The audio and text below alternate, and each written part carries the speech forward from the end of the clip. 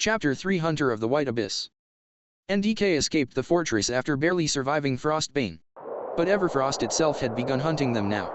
For 3 days they crossed blizzards, frozen caves, and collapsing glaciers. Supplies ran low. Temperatures became unbearable. Even the strongest members were exhausted. Then they heard it. A horn. Deep. Ancient. Whams 53 whimpered. That's not good. Huge footprints appeared in the snow. Hunter Yeti. The legendary predator of Everfrost. Gigantic gorilla-like monsters towering over even the largest warriors. Their bodies were covered in thick white fur hardened by ice. Massive ice spikes protruded from their backs and forearms like frozen armor. Not beasts. Hunters. Intelligent. Cruel. The Yetis watched from cliffs while beating their massive fists against their chests like enraged gorillas. Deep primal roars echoed across the frozen mountains. They did not use weapons. Their gigantic arms and raw strength were weapons enough. "They're surrounding us," Hui whispered. Then the attack began. Gigantic figures crashed through the storm. The battlefield became madness. Explosions suddenly echoed from the cliffs above. Tippy 69 stood atop a frozen rock formation carrying an oversized rocket launcher nearly as big as himself. "Get off my lawn, you frozen monkeys." A rocket exploded directly into a charging Hunter Yeti, sending snow and ice everywhere. Tippy 69 laughed proudly while reloading another rocket. "Still got it." Bear 9 shielded wounded members while taking direct hits. Between battles, he pulled large jars of honey from his pack and handed them around the exhausted group. "Eat.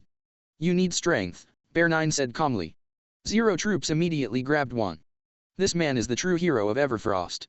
Isho World 09 fought hand-to-hand against a Yeti nearly 3 times his size. Mac LT planted explosives into the ice cliffs.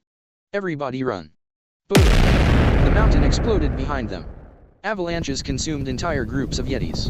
But the largest of the Hunter Yetis emerged from the snow unharmed. The gigantic gorilla-like monster towered above the battlefield. Its back was lined with enormous jagged ice spikes. Frozen breath escaped from its mouth with every growl. Massive arms dragged through the snow like living battering rams. Scarred. Monstrous. The creature roared violently before charging straight toward Jep. The battle became chaos. Multiple Hunter Yetis attacked together from every direction. Jep fought through the center while Ikishin stayed beside him. Together they pushed through the raging monsters while explosions and avalanches consumed the battlefield around them. A massive Hunter Yeti slammed its fists into the ice nearby, sending shockwaves across the battlefield. Jep staggered briefly from the impact before Ikishin grabbed his arm and steadied him. "You're injured," Ikishin warned. "It's nothing. It's bleeding."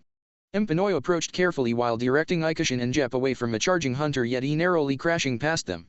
"She's right. You push too far when you carry everything alone." Jep looked toward both of them before exhaling slowly. "Not exactly many options right now." Ikishin quickly wrapped part of his injured arm with emergency bandages while snowstorms raged around. "You don't carry NDK alone," she said quietly. For a brief moment, the battlefield noise seemed distant. Finally the remaining Hunter Yetis retreated back into the blizzard. Defeated. But not destroyed. And then, the ground began shaking. The frozen ground beneath their feet began trembling violently. Cracks spread across the glacier. Far away beneath the frozen sea, something enormous shifted below the ice. Entire ice fields rose and fell like waves. ADR-77 slowly stepped backward. "That's not possible." Then massive shadows began moving underneath the glaciers. The storm clouds above spiraled unnaturally. And deep below the translucent ice, they saw it. The Tundra Titan. A colossal ice serpent dragon hybrid emerging from the frozen abyss known as the Arctic Ice Pit. Its appearance felt ancient. Predatory. Catastrophic. Like a creature born from endless winters themselves. Its massive serpentine body twisted across the frozen landscape like a living glacier. Jagged crystal formations erupted from its head like a crown of shattered glaciers. The icy spikes varied in size and direction, forming a chaotic silhouette of sharpened frost blades. More crystal spikes lined its spine and body like natural armor. Its glowing blue eyes burned with ancient hatred. Every movement beneath the frozen sea caused the ice continent above to tremble violently. Far below them, beneath miles of ancient frozen ocean, the Titan swam through the abyss like an ancient predator beneath thin ice. Its enormous serpentine body moved silently below the frozen sea while gigantic shadows shifted underneath the glaciers. Even Frostbane's fortress looked insignificant compared to the creature. Silence overtook NDK. For the first time, fear appeared on everyone's faces. Then the ice beneath them cracked. A gigantic glowing eye became visible far below the frozen surface.